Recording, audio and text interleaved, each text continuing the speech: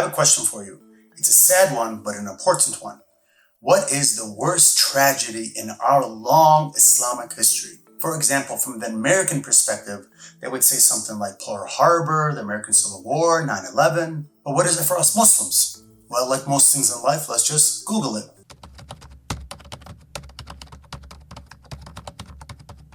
I printed the results. Let's see. Number 1, it says Karbala. Yeah, that was a pretty bad one. It's definitely a sad event that we are still feeling the effects of today. Number 2, the Christian Crusades of 1095. Definitely a bad one. Number 3, the Mongol invasion of 1250. Yes, that was a very bad event. Number 4, in the 1700s, the European imperial powers, that's a tongue twister, began to colonize the Muslim world. Aha, now we're getting warm. And number 5, in the 1920s, the Ottomani Khilafah is dismantled. Bingo. That's the one I want to focus on in this video.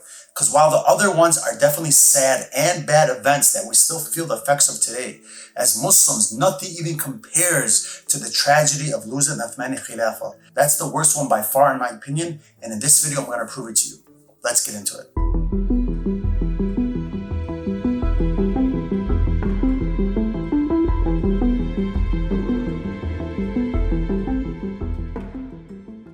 In order to begin to understand how bad losing the Ottomani Khilafah was, it's best to understand this by doing a side-by-side comparison. So let's first look at this.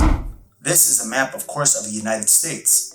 It truly is one of the world's most impressive achievements. 50 states, all united coast to coast under one strong central government. Some people refer to this as an empire. Some would call it a republic.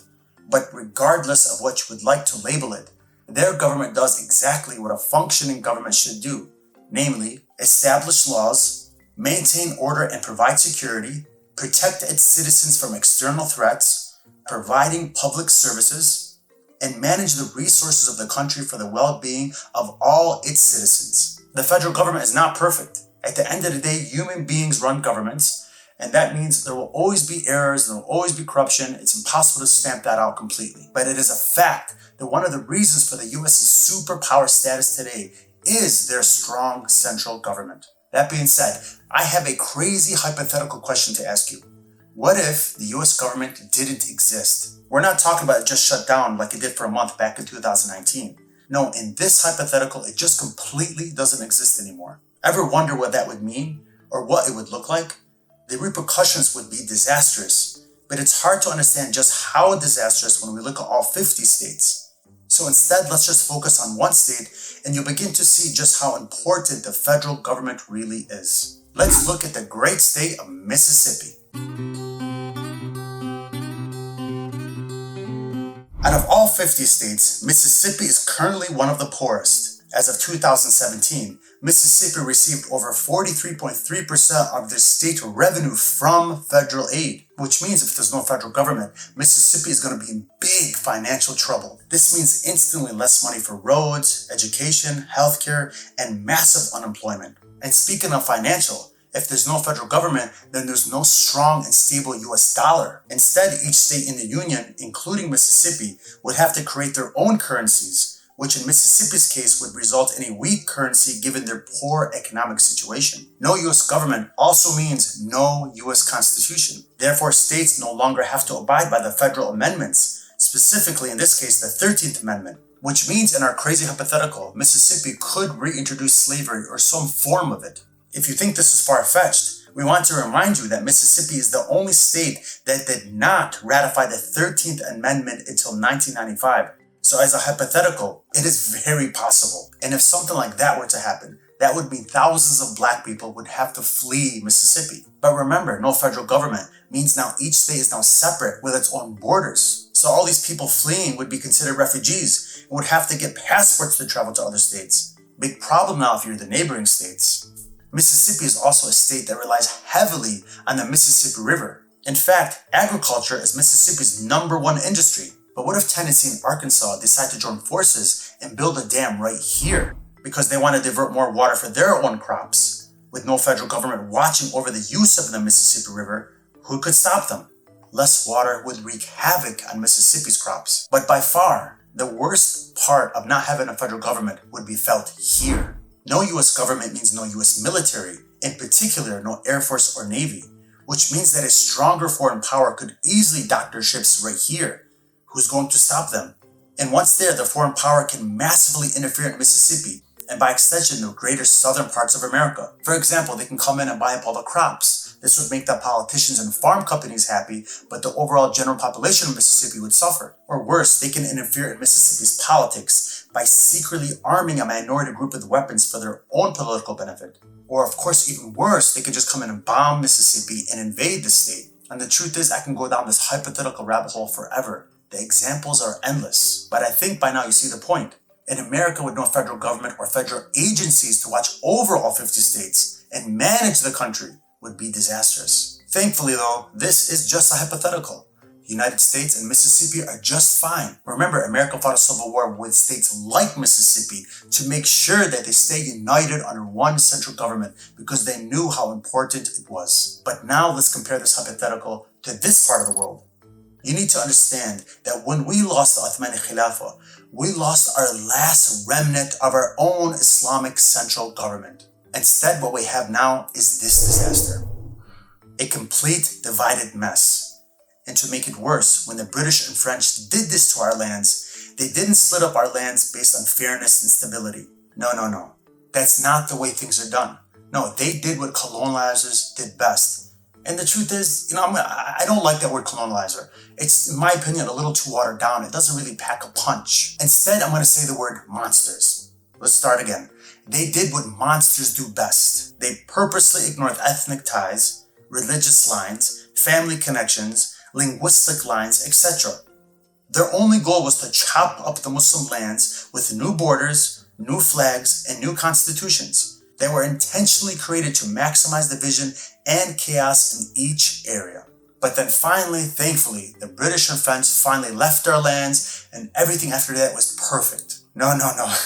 Again, that's not the way the world works. When they pulled out, the Western powers then hand-selected, trained, financed, and weaponized scum to rule over us with an iron fist, for their own interest, of course. These new rulers and governments were and still are basically warlords and gangs with uniforms. They do nothing but create more division, more chaos, more deaths, and most importantly, they only care about one thing, making sure they stay in power.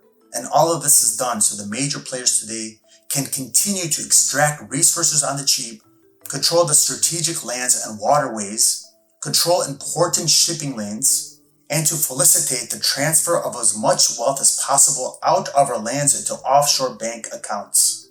It's really sad what humans will do for power and profit.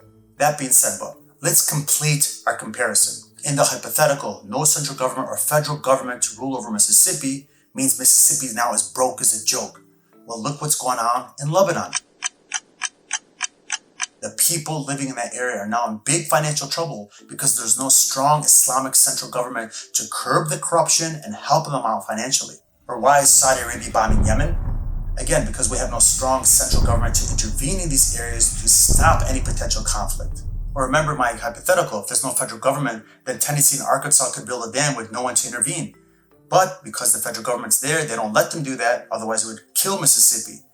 Turn now to what's going on in Ethiopia and Egypt. These two countries are fighting over water rights because there's no, again, strong central government to arbitrate disputes and regulate the resources of the Muslim lands. Or by far, the unfortunate best example is why can a foreign power like the United States or Russia simply fly over the Middle East and bomb it back to the Stone Age?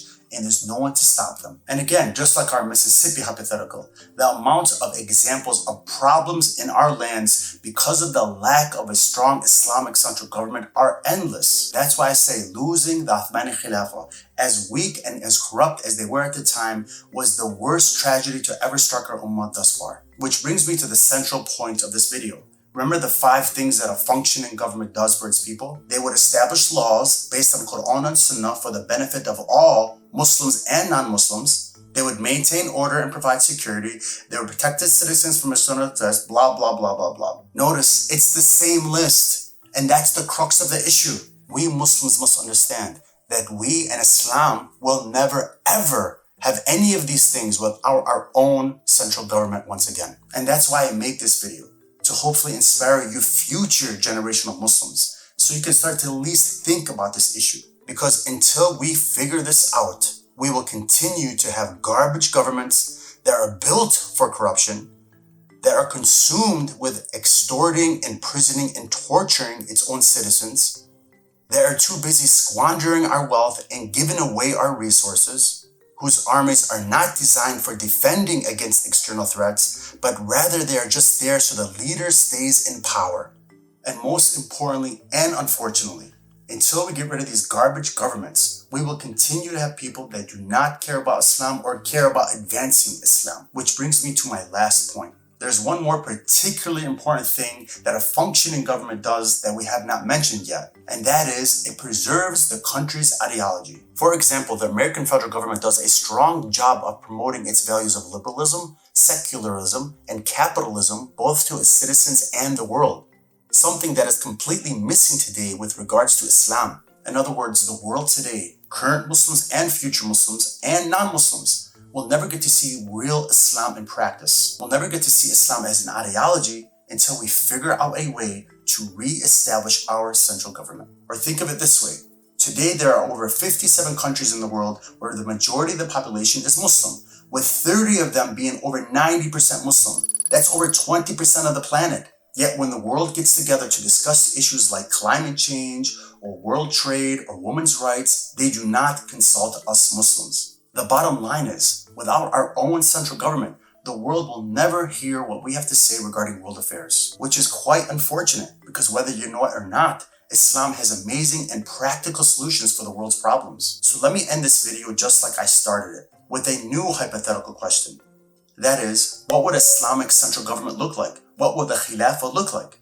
How would it function? How would it pay for things? What types of solutions would it present? Well, if you're interested to know the answers to these questions, please click on part 2 of this video in the description below. For now, I hope I've inspired you. Thank you for watching.